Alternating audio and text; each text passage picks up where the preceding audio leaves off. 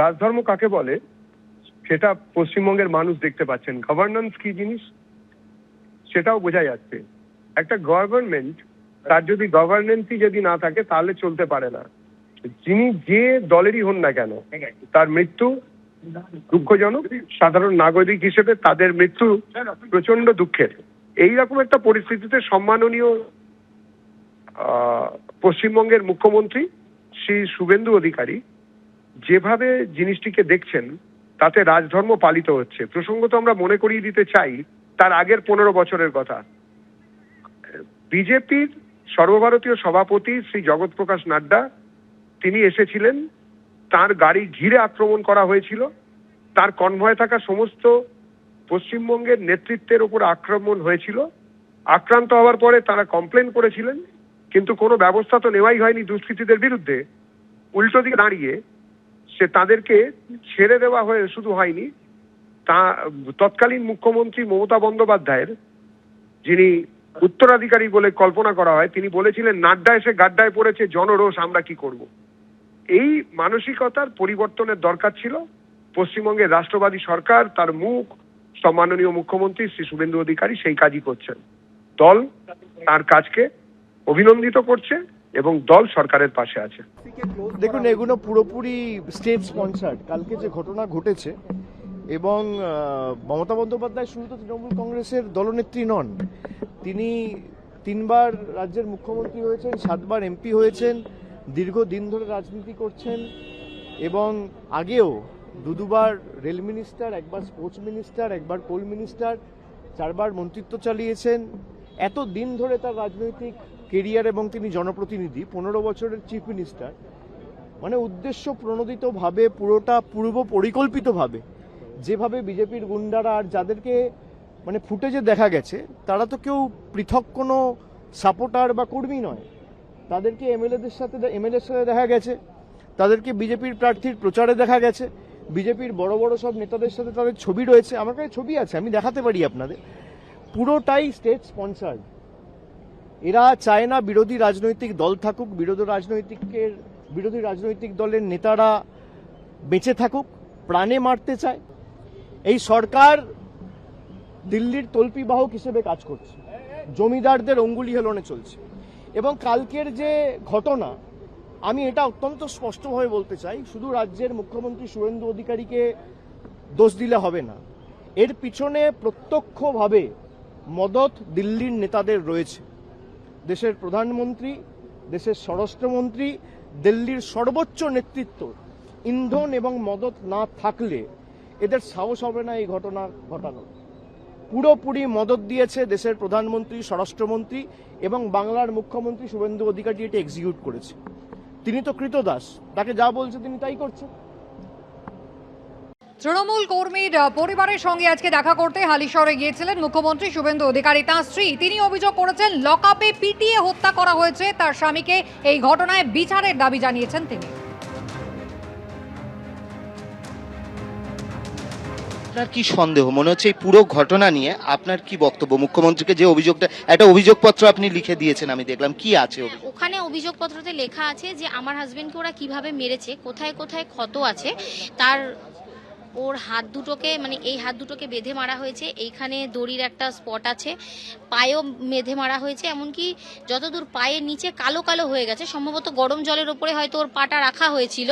আর পেরেক দিয়ে মারা হয়েছে, ঠিক এই পোর্শনে দুটো ফুটো আছে, পেরেক যেরকম ঢুকে গেলে ফুটো হয়, দুদিকে ওখান থেকেও ব্লিডিং হচ্ছে। আর কানের এই সমস্ত জায়গা পুরো পশ্চাৎ অংশ পুরো রক্ত হয়ে জমাট বেঁধে গেছিল কালো। ওনাকে যে গ্রেফতার করা হয়েছিল সেটা কি কোনো রাজনৈতিক উদ্দেশ্য তার পিছনে ছিল?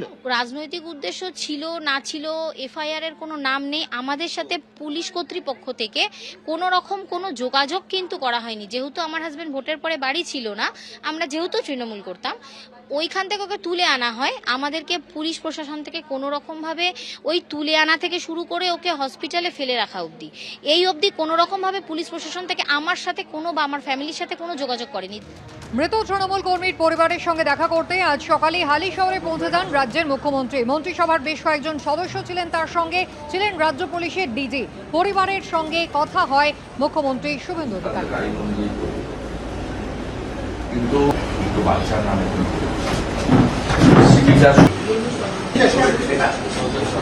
না, আমার হাজবেন্ড তো তৃণমূলের স্যার আমি কাউন্সিলর ছিলাম।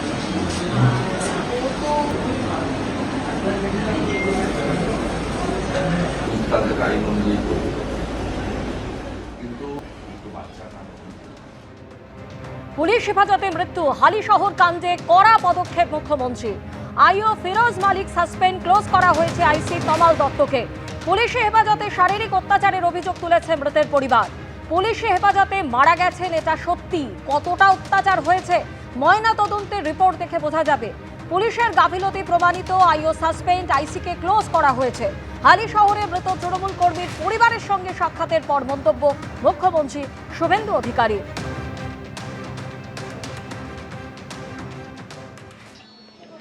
যে পুলিশের লকআপে বা হেফাজতে মারা গেছে এটা তো দিনের আলোর মতো সত্যি। কতটা শারীরিক অত্যাচারে মারা গেছে বা কিভাবে মারা গেছে এটা আমি বা ডিজিপি সাহেব বলতে পারবো না। 3 জন ডাক্তারের নেতৃত্বে যে পোস্টমর্টম হয়েছে ভিডিওগ্রাফি দেখে, তাদের রিপোর্ট যতক্ষণ না পুলিশ আইও কালেক্ট করছে ততক্ষণ এটাতে কনক্লুশনে আসা যাবে না যে পুলিশের গাফিলতি প্রমাণিত, কারণ তাদের কাস্টডিতে মারা গেছে। এবারে কতটা কি অত্যাচার করেছে ইন ডিটেলস পিএম রিপোর্টে পাওয়া যাবে। আমরা প্রাথমিকভাবে থানার আইসিকে ক্লোজ করছি পুলিশ লাইনে, আর আইও ইনভেস্টিগেটিং অফিসার তাকে সাসপেন্ড করছি। ম্যাজিস্ট্রেরিয়াল ইনকোয়ারি এক্ষেত্রে প্রোটোকল ম্যান্ডেটারি। সাধারণত ডেপুটি ম্যাজিস্ট্রেট লেভেলে বা এসডিও লেভেলে ইনকোয়ারি হয়। আমরা এক্ষেত্রে ঘটনার গুরুত্ব অনুভব করে এবং পরিবারের দাবি মেনে উত্তর 24 পরগনা জেলা শাসক মহোদয়াকে ম্যাজিস্ট্রেরিয়াল ইনকোয়ারি করার জন্য দায়িত্ব দিচ্ছি। চিফ সেক্রেটারি বিকালের মধ্যে তার নোটিফিকেশন বের করে দেবেন, অফিসিয়াল অর্ডার বের করে দেবেন। আমি ফিরে গিয়েই করে দেবো ফাইলে সই। মৃত তৃণমূল কর্মীর নাম বিরজু কেওত। ঠিক কি ঘটনা ঘটেছিল? শুক্রবার তোলাবাজি সহ একাধিক অভিযোগে এই বিরজু কেওতকে গ্রেফতার করে হালিশহর থানার পুলিশ। এরপরে শনিবার ভোরে আচমকাই তিনি অসুস্থ হয়ে পড়েন। সঙ্গে সঙ্গে তাকে কল্যাণী জেএনএম হাসপাতালে নিয়ে গেলে চিকিৎসকরা মৃত ঘোষণা করেন। যদিও তার পরিবারের অভিযোগ, পুলিশ হেফাজতে লকআপে মারধর করে খুন করা হয়েছে এই তৃণমূল কর্মীকে। তিনি কাঁচরাপাড়া পুরসভার 23 নম্বর ওয়ার্ডের সদ্য প্রাক্তন তৃণমূল কাউন্সিলর জিনি শর্মার স্বামী, পাশাপাশি প্রাক্তন পুরপ্রধান এবং তৃণমূল নেতা কমল অধিকারীর ছায়া সঙ্গী বলেও এই বিরজু কেওত পরিচিত ছিলেন।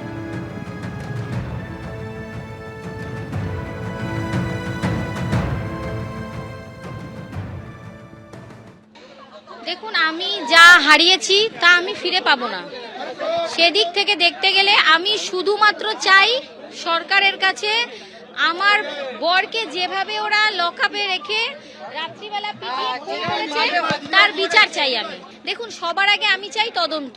তারপরে উনি যেহেতু আমাদের সিএম, উনি আমাকে আশ্বাস দিয়েছেন যে উনি আমার বাচ্চাদের ভবিষ্যৎ এবং আমাকে সেই রাস্তা উনি করে দেবেন। উনি আমাকে দিলে আমি মাথা পেতে নেব, এটা হচ্ছে প্রথম। কিন্তু আমার একদম প্রথম দাবি হচ্ছে আমার ওই যারা যেই মানে আইসি বা যে পিসিওসি যারা আমার স্বামীকে হত্যা করেছে লকআপে নিয়ে, যেখানে আমার স্বামীর নামে কোনো মানে কেস ছিল না বা এফআইআর ছিল না, আমি সবার আগে তার একটা বিচার চাই। যে আমার এই যে 3 বছরের এখনো হয়নি, ছেলেটা ছোট, মেয়েটা 8 বছর, আমি তাদের নিয়ে ভবিষ্যতে চলবো কি করে? বাবা হারা একটা সন্তান, সেটা সবাই জানে কিভাবে বাবা ছাড়া একটা বাচ্চাকে মানুষ করা যে কত কঠিন। আমি তার বিচার সবার আগে চাই। তিনি যখন আমাদের সিএম, তিনি আমাকে ভরসা দিয়েছেন। এবিপি আনন্দ, এগিয়ে থাকে, এগিয়ে রাখে।